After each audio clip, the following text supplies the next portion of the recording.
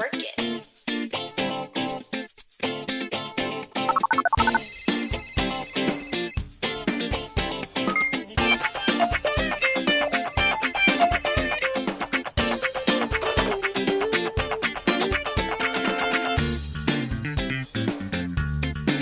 Let's work it. Hello, everyone, and welcome back to Work It, a UVic career exploration podcast. I'm Katy, and I'm a writer and communications professional who recently earned my MA in English from UVic. I'm here today with my friend and colleague, Emma. Hello, everybody. Welcome back. My name is Emma, and I usually introduce myself as a recent co-op graduate. And as that is true, I am also an events professional. So that's a little tidbit about me that you didn't know. Emma makes things happen. Thanks.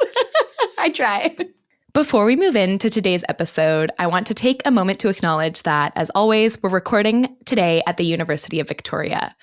I'd like to acknowledge with respect the Lekwungen peoples on whose traditional territory the university stands, and the Songhees, Esquimalt, and Wasanich peoples whose historical relationships with the land continue to this day.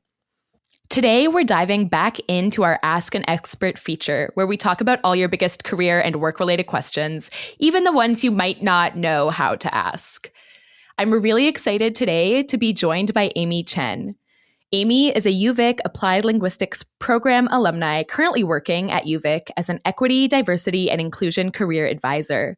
She developed tremendous passion in supporting equity-deserving individuals by working with the newcomers in a local settlement services agency and with international students at UVic in the past 10 years. As a first-generation cisgender woman of color, she aspires to be a change agent for a more equitable and just society. When she's not at work, she's probably reading, traveling, or playing the piano. Welcome. We're really excited to be chatting with you today. And today, the question we're going to be tackling is, how can I approach self-advocacy and self-identification in the workplace? And I can't think of anybody better to talk about this than Amy. Yeah, welcome, Amy. Thanks so much for being here. Thank you, Katy and Emma, for that lovely introduction. I'm so grateful to be here today. Well, let's dive right in, shall we? I'd love to start by talking about some definitions. Let's start with what self-identification is, and what does that mean when we're talking about our workplaces? So, in the context of employment, self-identification is when an employee or a job seeker voluntarily discloses their diversity identity to their employer. So this information can include race, ethnicity, gender orientation, indigenous status, veteran status, or any visible or invisible disability status.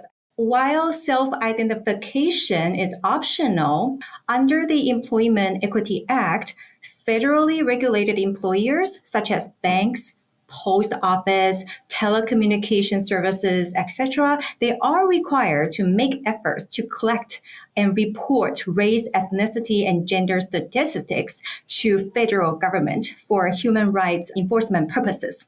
In a case that you choose to self-identify, your diversity information will be kept confidential and protected by the Privacy Act. And this information usually cannot be shared unless you give consent. So that's kind of in a nutshell what self-identification is about. Now, some employers can also make self-identification surveys mandatory for every employee or job seeker to complete and return the survey. However, they cannot force you to self-identify. You can choose not to if that's your case. And the thing is, employers must include an answer such as prefer not to say and clearly indicate that in the survey in itself, that self-identification is voluntary. And also you are allowed to update or change your diversity information as it goes. So it's not like you complete the survey one time and there's no way that you can change it, because we know things may change over time, and that's totally okay. That's super helpful, Amy. I think that it's great to think about these questions because a lot of us might be familiar with self-identifying in settings like our friend groups or even at school, but in the workplace, that can sometimes be a bit intimidating. So Amy, you're the Equity, Diversity, and Inclusion Career Advisor. Do you mind talking us through What is equity? What is diversity? What is inclusion? What are the differences between those things? So when we talk about these three words in the workplace, we often think that they function separately. But actually, you need to make three things combined together in order to make it work. Because the end goal is to have a more just workplace for all, not for just dominant groups. I come up with my own definitions for equity, diversity, and inclusion. I encourage you to also think about and reflect on your values to develop your own equity, diversity, and inclusion definitions. Equity in a perfect world means that everybody gets the support they need to achieve their full potential. Diversity is a place where everybody embraces the differences. So regardless of the status, your race, your ethnicity, your religious status, we just embrace all the differences. And inclusion is kind of the end stage that we want everybody to feel we belong. Everybody belongs to the society. So that's kind of the ultimate goal that we want to approach. And that's why three concepts need to work together in order to achieve the social justice. I love your definition. I really connect with what you said, that none of these can operate alone. They all have to be working together. Yeah, that's beautiful. You've mentioned that it's always optional for us to self-identify in the workplace and that we're not mandated to disclose different aspects of our identity. I'm wondering if you could talk about why a person with a less visible, diverse identity might choose to self-identify. Are there any advantages to doing it? Could it help in the workplace at all? Why would it be something that we might choose to do? So say in the workplace, if you want to make use of the preferential hiring or limited hiring option, that's an equity act that a lot of employers would choose to do these days. Then in those cases, you probably want to consider self-identifying as early as possible so you can benefit from those equity practices in hiring. But then it's also a personal choice. You need to think about whether you feel comfortable to share that information, whether that information will help you to really showcase your strengths.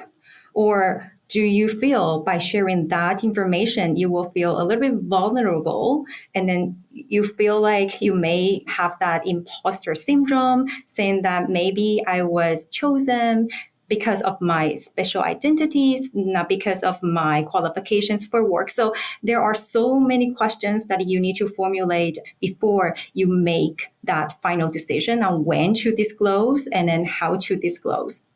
That totally makes sense. And I know in my own experience as a queer job seeker, when I'm looking for work, often if I choose to disclose or how, it really has varied in the past from employer to employer. I will have versions of my cover letter that include my pronouns and versions that don't. So it makes sense that it's so nuanced depending on not just person to person, but job application to job application. Exactly. Context is very important. When you're applying for a job or when you're looking for a job, how can you go about researching if that might be a good fit for you and if it might be a good opportunity to disclose? How can you do that in your job search? When you look for jobs, first of all, you want to kind of know your strengths and weaknesses. So having self-awareness, I would say, is definitely the first step. And then, in the ideal world, you want to find a position where you can totally use your strengths and skills without requesting accommodations or without thinking about, oh, okay, do I feel good? Can I fit into that role or fit into that organization? So ideally, you want to start with looking for the positions that you can fully explore your full potential. However, we know in reality, the world doesn't usually function that way. So a couple tips. Start with your research, of course. I know there are a couple organizations who will do surveys or they would do some voting to pick the top 100 employers every year. So for example, on the annual listing of the Canada's best diversity employers, that's the list that I always recommend students to take a peek. So this is done by the government's funds in collaboration with Aluta. By looking through the list, you kind of can have the confidence that the companies on the list are more likely to have inclusive policies and hiring practices that will not only align with the human rights code, but also align with your values and really allow you to show your full potential and your true selves. However, do not disregard organizations lacking publicized diversity initiatives. Just because they don't have the information on their website doesn't mean that they're not doing it. Another thing is you can also follow companies' social media accounts. Pay attention to what they're posting. Pay attention to what people are talking about around their programs or their services, right? Customer reviews, that's always my first place to go if I want to learn more about the company. And you can also conduct informational meetings with their current employees or previous employees just to check out their staff composition and ask questions in the interview to find out their work culture, checking to see if employers have affiliations with certain advocacy groups like Lime Connect or President's Group. These are kind of the referral agencies that will work with inclusive employers to do inclusive hiring as well. So these are just some tips. Thanks, Amy, so much for sharing that resource. And we're definitely going to link Canada's Best Diversity Employer, that list of 100 employers, in the description of the episode so you can go and access that on your own time.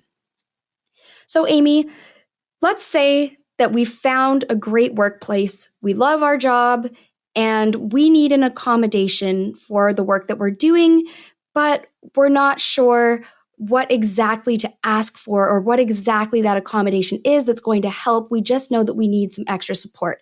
What would be a good place to start in figuring out what it is that we need when we're in the workplace? So first step, know your legal obligations and rights at work. Second, know your disability or your personal situations and your strengths. And then start by learning to manage a disability or illness because, sometimes by managing this, you will develop other skills and personal strengths that can be applied to various environments. By becoming knowledgeable about yourself, your strengths and values and experience, and carefully researching the employers and the job requirements, you can turn challenging life experiences into an advantage in your situation. So for example, start with your self-assessment or self-reflection. Create a list to document your strengths and your weaknesses and see if your weaknesses are linked to a disability or a mental health condition. Then understand your job duties and reflect on what has worked, what has not worked for you. Ask yourself, what are my challenges at work or school if you haven't got a ton of professional experiences yet? What worked in the past for me in similar situation? It's always better to figure out some possible accommodations before you approach your employer for a discussion. Understanding your accommodation needs, costs, potential resources will be helpful if you decide to disclose to an employer.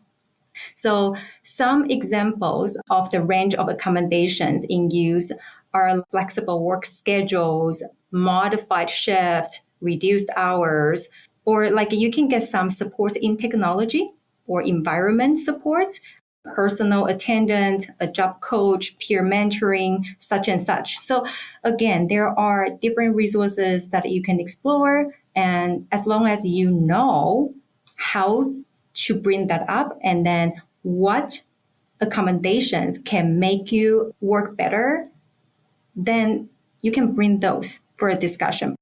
If you are in an unionized position, then you can approach your union representative They may give you some suggestions because some of the supports may also be included in your union agreement, but you just don't know as a new staff member. But if you're not in an unionized position, you will need to spend some time to do some research. That's all super helpful. Thank you so much. So let's say I'm on the job and I'm struggling and I want to receive an accommodation. Do I need to have an official diagnosis? Do I need to have some sort of documentation to receive that support? It may depend on who your employers are. Mm-hmm. So it's not always a straight answer or an easy answer. I know some companies would require you to provide a medical diagnosis, but then in the medical diagnosis, you don't need to reveal your medical condition or your disability. It could be just a doctor's note to say that you require additional accommodations at work. Employers cannot force you to share your medical diagnosis. It's not going to be a full-on disclosure. You still have the control of how much information you want to share with your employer, even with the medical diagnosis requirement. That's really helpful. Thank you. Yeah, that is really helpful. In a similar vein, I think that even those of us who may not require formal accommodations at work have often encountered a situation where we just need support or help, maybe with a project, a new task. Asking for help can be really intimidating.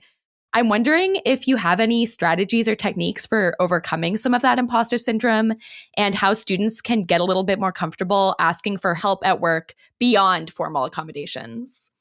We all need help at work from time to time, but it's not always easy to say so. No matter how far you have come in your career, you may worry about seeming incompetent, weak, or simply annoying if you ask for assistance. If you work in a team, you may check in with your other team members for support first. If you already know the best person to ask for help, then your job is easier. But that's not always the case, right? We sometimes don't know where to start. We don't know if we are supposed to ask for support. So again, I like to ask myself questions whenever I'm in doubt. So the first question I would ask myself is it my responsibility? So first, consider whether the task in question is really your responsibility and whether you have the skills and the knowledge you need to complete it. It's better to speak up early than to risk doing the job badly or making mistakes that will need more time and resources to fix later. If a task clearly belongs to someone else, then try to connect with them and then explain your thinking clearly and politely. But if it's your responsibility, then you kind of need to start thinking about, okay, should I approach my supervisor for advice first? And then the second question I would ask myself is, what's the timeline? If you need to do a job quickly, but you're not sure how to do it, you will likely need to ask for help right away. In fact, it may be reckless not to do so. If you have more time and your other commitments allow it, you may be able to work it out for yourself. You don't need to ask for help. You can do your research. You can try to use your personal resources. If it's plenty of time available, you can look into other options for training or working alongside another team member so that you can learn on the job. The last question is, what are my options? It's a good idea to pause and consider your available options before you get other people involved. Many jobs are easier to accomplish than they first appear. So just a little thought may reveal a way to complete a task or get the information that you need to do it. You may also want to explore more creative solutions, such as changing the way you work or automating certain aspects of your job to improve efficiency. This shows initiative and it may well save time or solve problem in the long run. Choose the right helper. Think strategically, be kind and humble, be respectful, and show your trust. Be considerate of timing. This is all so helpful.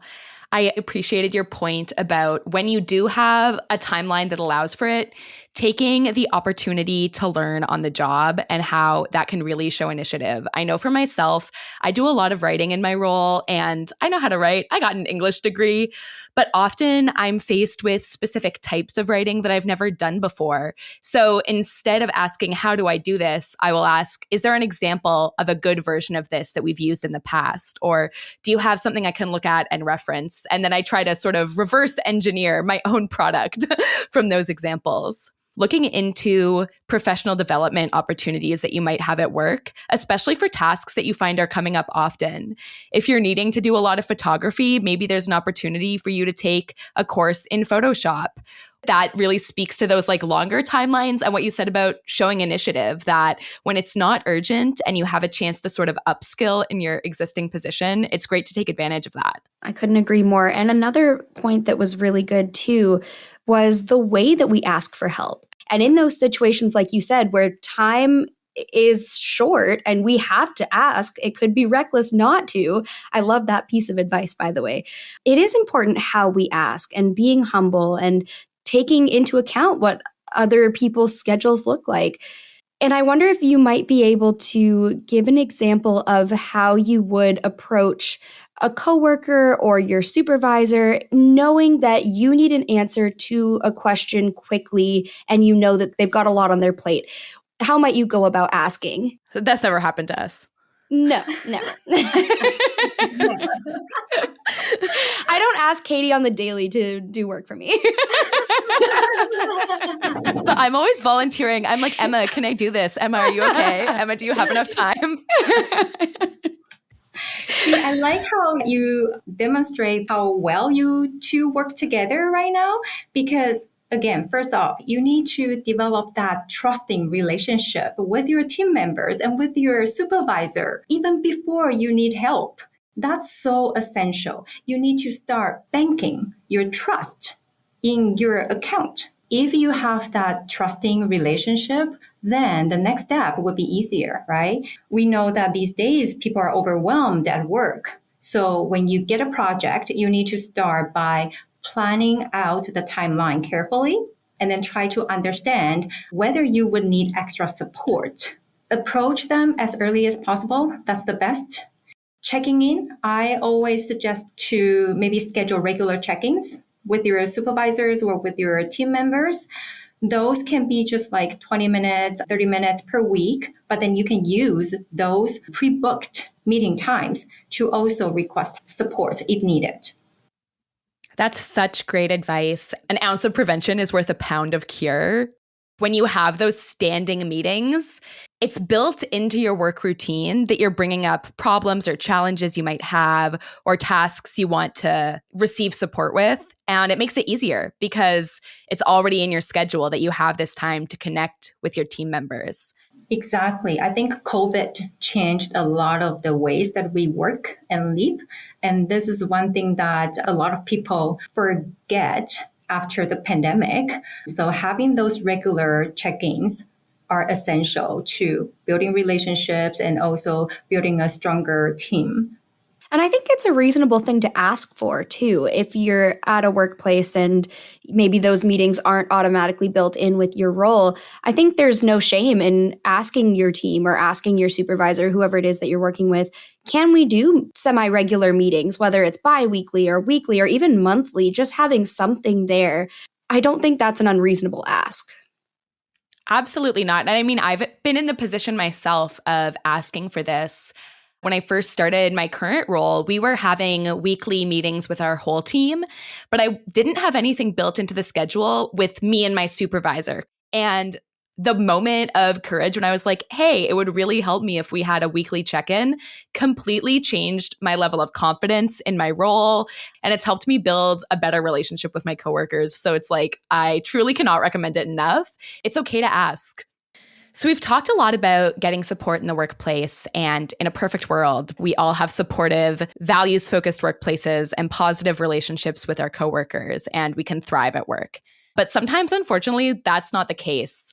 If I'm in a situation where I'm not receiving the support I need at work, what can I do? Depending on the reason that you cannot get support from your employer, you should start by asking whether the employers have exhausted all options to a point of undue hardship.